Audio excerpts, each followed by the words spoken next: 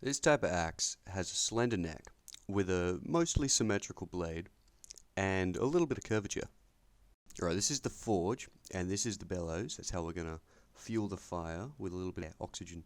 And here is the anvil. Right, now here's some charcoal. We're going to put this in the forge to fuel the fire as well.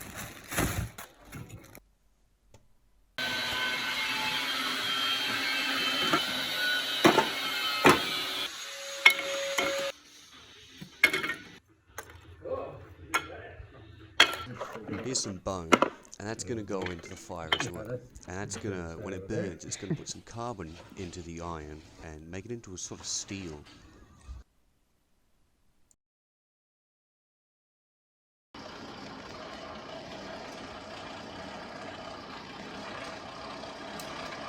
Here's the bit of metal we're using.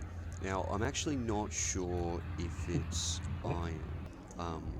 Probably should have gotten some actual iron, but here's the metal, and we're putting it in the fire, directly in the fire, to try and get it as hot as we can.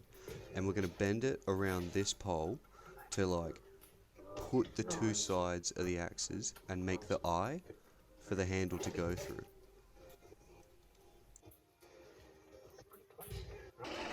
And we're just gonna do it again, but this time we'll use the hammer and smack it in. And after every hit, we're just gonna put it straight back in the fire to just get it hot again, ready for another hit.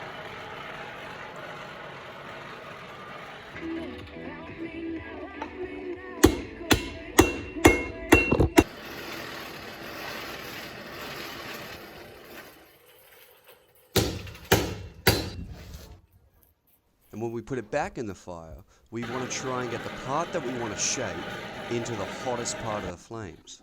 Because then it gets red hot and makes it easier to shape. We're just going to hammer it to try and get that symmetrical curve, the really slight curve on this Type A axe. These things are going to be a problem though. The forge scales that came off of the metal, they actually stop the metal from welding to each other.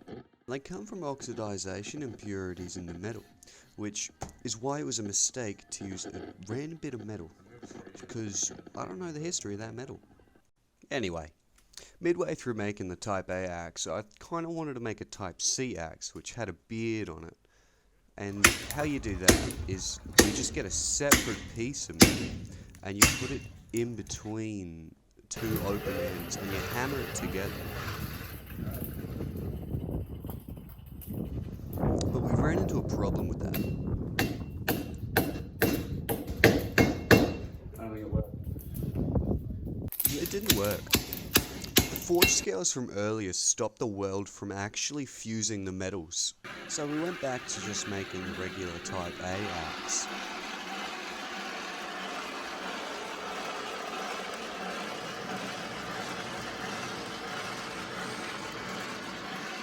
And despite the imperfect metal and the forge scales, we actually managed to get a very small weld. It's a little bit too small. Managed to weld just a little bit on this one side of the axe. We're just gonna clean up that edge. Now I know I'm using an electric grindstone here, and I know the Vikings wouldn't have had that, but I don't have a foot pedal one.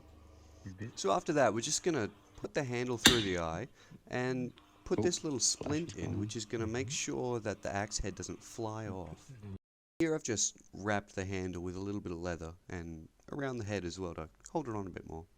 So here's an update from a bit later. I swung the axe and the handle split right from where the wedge thing was. So maybe plum wood wasn't the best idea. Okay, so the mistakes that I've made here were I used a bit of metal that I didn't know the history of. Probably should have gotten some just iron. Big mistake there, because then the weld wasn't working. Couldn't make that bearded Type C axe. What else was there? There was the handle, making it out of plum wood, not very strong. So that's another thing. But I guess I was more focused on the axe head here, so that's alright, I guess. But something major that I did forget to do was these Type A axes actually have these spurs around the eye where the handle goes through. And I forgot to add that to my axe.